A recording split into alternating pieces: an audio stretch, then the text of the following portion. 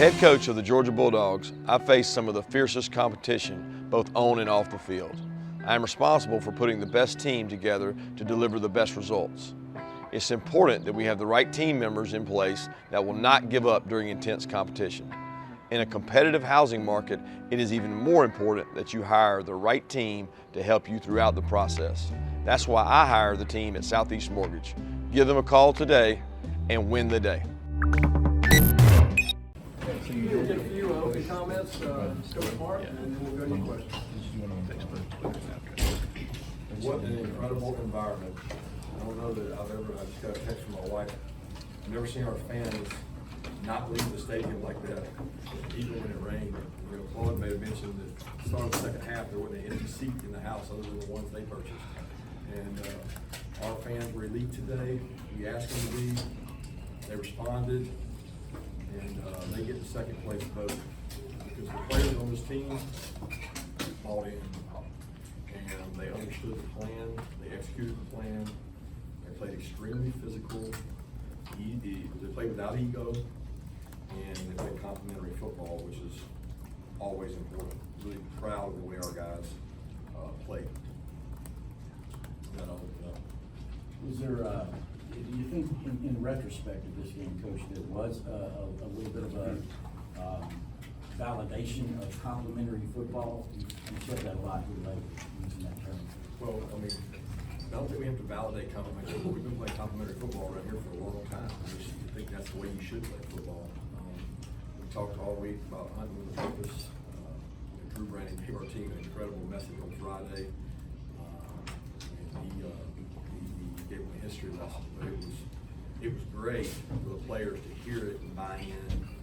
They gained confidence as the week went on to the plan, and they stuck to the plan, and they executed well. You know, we still turned the ball over too much, but some of that was on the weather conditions. But I was just so proud of how selfless the players were. I mean, guys, we were a beat-up football team coming into this game. You know, we had two O-linemen that really couldn't go, didn't practice all week. Lad couldn't go 2 days this week.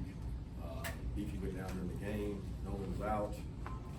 We had a lot of players dinged up. A lot of guys stepped up to play for it. Kirby, how aggressive was that game plan? I saw you on Game Day today talking about cornerbacks being on islands, potential hidden heroes. I mean, just how hung out were some of those guys in coverage?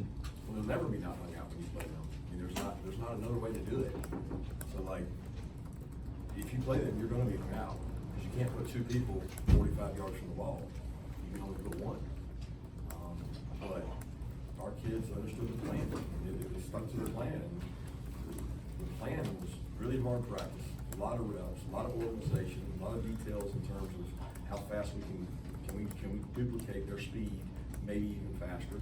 Can we get lined up? Can we execute? Can we stop the run? Those are all questions that we had coming in. And, you know, we don't get to play against that kind of offense, so it's tough to prepare for. Kirby, you were asked before earlier in the week about how Keeley had played. Comes out, has that interception. Just what did you think of his performance tonight? Yeah, he's resilient. He's a competitor. You know, he texted me on, this was Sunday morning as we were getting ready for Tennessee, and he's like, "Mac, I'm see you." I'm like, "What's going on?" And he's like, "I want number 11." I'm like, "Well, it's not the main one.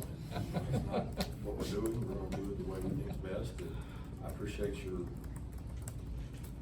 energy, your enthusiasm. But we're going to put a plan together, and we're going to ask you to execute it, and he bought into that. He practiced really hard this week. It was important to him to play well. Kirby, players were saying that Nolan Smith kind of focused the team a little bit before the game. Kind of what impact and effect did that have? I didn't hear him. I know I heard his voice talking in there, but I don't know exactly the message and what he said. But I mean, there was a lot of guys that spoke up and said, "Hey, this guy would be out there giving it all for us. The thing we can do is come out and compete and play for him." Because, you know, Nolan's unique. Nolan plays for the University of Georgia. And every kid we got plays for the University of Georgia, but Nolan Smith cares dearly about this university. He would give anything. He'd go out there and play with that arm, even if it meant hurting him in the NFL. He doesn't care. He wants to win. He's a competitor. And those guys are hard to find and rare. And some of his messaging and his presence, I told him he could impact this game, just getting guys to go line up faster. Kirby, what is the blueprint for replacing 15 draft choices and see what you're witnessing in real time? Recruit hard, play with physical toughness. I really don't think it's, I mean, I think everybody you know, the SEC recruits well, everybody's got good football players around them, yeah, you gotta go sign good football players, we've done that, but from what I hear from other people that watch us, it's physical toughness, it's Tuesday and Wednesday practice, and I think physical toughness won out today for us, because, you know, they're a really physical team. People don't understand that, they're extremely physical, they run the ball between the tackles, and until you take that away, it doesn't matter. It doesn't matter what you do outside. You better be able to strike people and get off the block. Jalen Carter, coach, getting him back, just obviously he made plays, but does his presence also ignite something in interior defensive line? I think it gave us some juice in it. One thing it gave us was depth. We had two guys in that room come up with the flu this morning, and I'm like, Jalen's going to have to play more snaps, and he took it head on, and I don't know how he ended up playing, but he's certainly an energy boost in terms of the confidence that other players have in him. Kirby, a lot of attention. Kirby, a lot of attention on Hooker this week. What about your quarterback's play? I thought our quarterback played really good. He played within the system. He understands our system. He puts us in the right place so much. The drive before the half, I mean, that was just clockwork for him to eat their time and guarantee that they didn't get a double possession, because they were getting the first possession in the second half. And it was critical. That middle eight that he did a phenomenal job. If anything, I slowed him down, because I wanted to make sure they didn't get a possession. But he converted that 3rd and 5, and it only left us with one play instead of two. But he knows what he's doing. He understands it. And he can tell you there's still mistakes, but when you put that much pressure on a kid, that much decision making, you're going to have some of that gray area sometimes. But going into half, you were like, I'm not letting them get the ball back. As soon as you got like the 30 or 40, when was it? I probably didn't do a good job there. Like it's one of those deals that we were talking about headphones the whole time. We had 3 timeouts, so we were never worried about it. It's a cat and mouse game, because he's over there, he calls timeout. And we got a second down and a little bit 4 or 5, and I'm looking at him and he's like, man, he knows he's helping us. I'm looking across like, you gonna call timeout? If you're not, I might. And he wanted the extra possession, and he ended up not doing it. And then when the clock was running, Stetson was ready to snap it and convert the 3rd down. And if we didn't get the 3rd down, I didn't want them getting the ball back, because they've been able to be explosive and score quickly. Kirby, you mentioned resiliency. I guess similar question about Ladd McConkey. He's had some drops, and I think he was the lead receiver today. Had that long touchdown. Just what have you seen from him, and what do you see from him out there today? The guy just runs till his tongue hangs out. I mean, we have to temper him in practice. You got to slow him down. He's going to run himself to death. And then, like, when we check his GPS, we check his volume.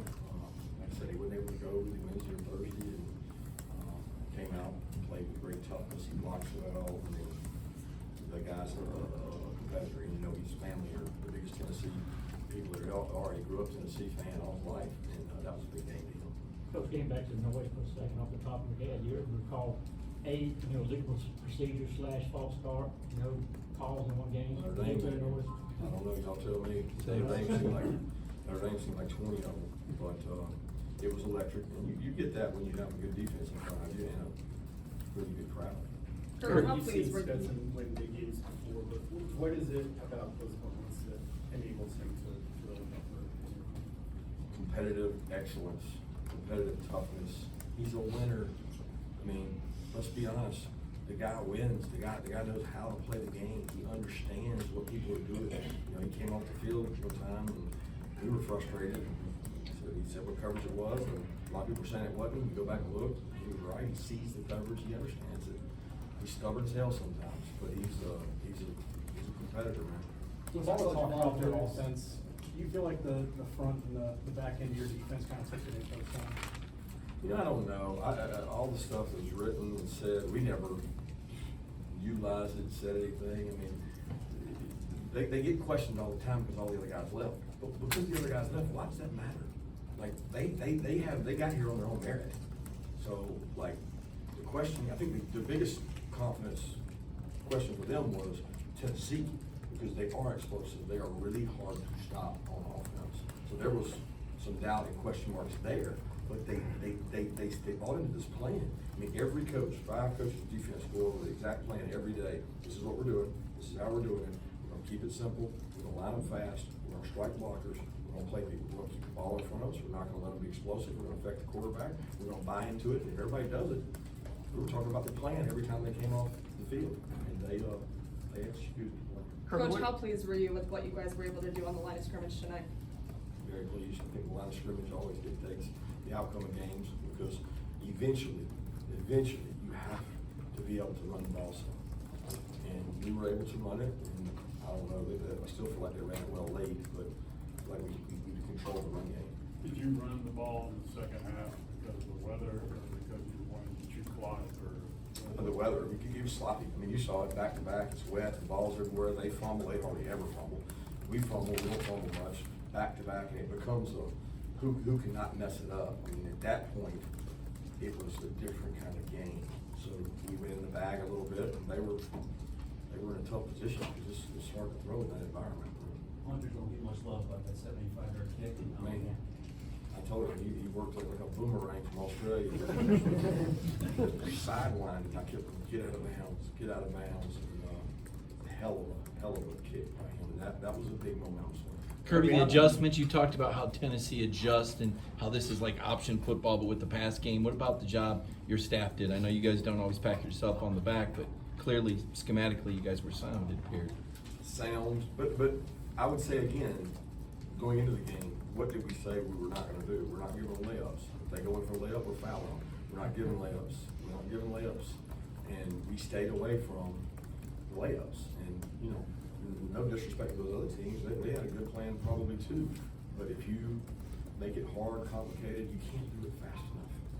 Coach, I know you're focused on the guys in your locker room, but recruiting-wise, how big of an impact today having all those big-time recruits there with the crowd and having the #1 team in the buildings? Yeah, I think our crowd impressed the folks that were here. We were very fortunate to have a facility here that our administration helped build that is unreal. If it rains, they can go inside. If they want to stay outside and celebrate the rain with us, they can.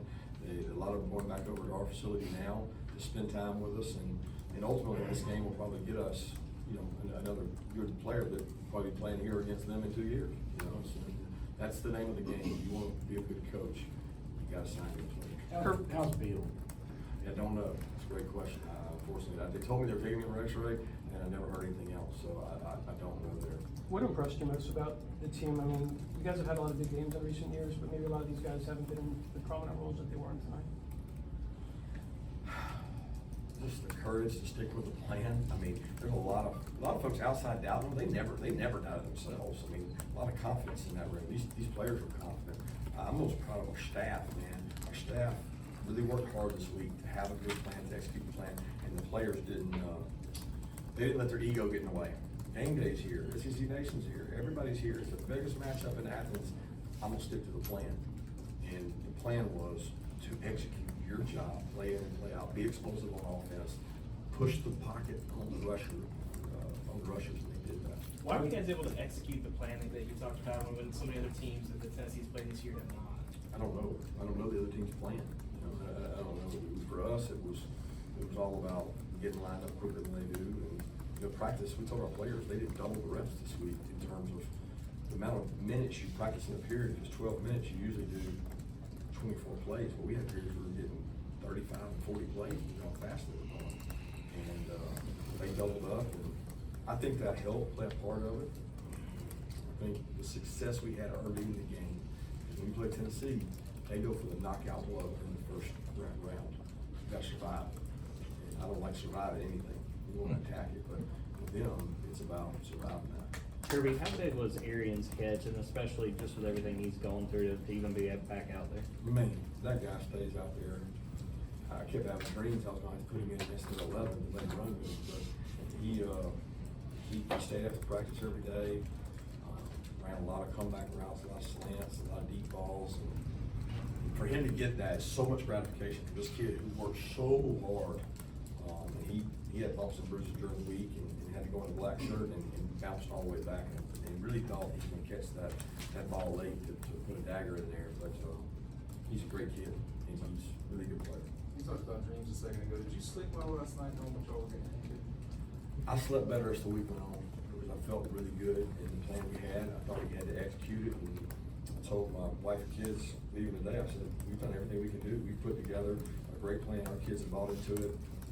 Execute it. You know, I knew that our crowd would impact the game. And someone texted me and said, "Hey, you remember Alabama-Auburn last year at Auburn? They had crowd noise galore, and they had all those sacks. And it goes back to when you play on the road in the SEC, you you can't account for that 0.2 seconds of get off, it changes the rush. And it changed tonight, it helped our rush. Years past, your players would be out dancing with the student section for 15 minutes after the game. For the most part, it seemed like everybody just kind of headed to the locker room. Is that something that they just instinctually, you beat the #1 team, and it didn't, celebration-wise, at least outwardly, didn't seem that way. Is that just a mindset that this is not the end? I hope they're just not ready to get downtown. I hope that's not. They buy into it. They understand that this humility is a week away. They've got to go to Starkville next week, which is a tough game. And I'll be honest with you, our guys probably want to get in there to go in there and celebrate. Half of them go in there with their phones as soon as they walk in. So they're like, no, I can't say that. They're just like little like my kids. They want to go get their phone and see what somebody said about us. So y'all say nice stuff about it. Just take two more questions. Well, is this gonna break a record for us? Kirby, you've been here a long time, was this the loudest ever? I don't know. I always tell people, when you can't hear, it's deafening. Like, what's more deafening than deafening? They have that little decibel thing. I don't understand that thing at all. There's no way it's accurate. But I look at it as Kentucky was loud, Arkansas was loud, Notre Dame was loud, it was loud, and loud is loud. So there's a point where you cannot hear, and I was proud of our fans. I don't know if our stadium is exactly built vertically for just crazy crowd noise, but they were impactful tonight. Quick question, Coach, about defensive scheme. Talking about Devon Bullard, as far as coming off the edge. Tell me a little about his role and how it's growing on the field. He is so tough. He is so physical. He is like a little stick of dynamite, man. And when we recruited him, it was COVID year, and there weren't that many people recruiting him. I said, this guy's tough. He loves contact. He hits people. And Schumann and defensive staff, I give Schumann a lot of credit. He came up with a couple plays that he thought would disrupt them. And we kept running the same thing. He was like, you can't run again. He ran again. And we can't run again. He ran again. I'm like, geez. Bullard kept coming off the edge and was really impactful as a rusher. And the guys in the back end held up. So I was really proud of those guys. And look, I want to make sure, I'm super proud of our offense because I personally think coming into that game, Tennessee's defense was really peaking and getting better. They had played really good football, guys. They attack the ball, they do good in the red area, they got a good defensive unit, and our offense came out to play. Thanks. Thank you.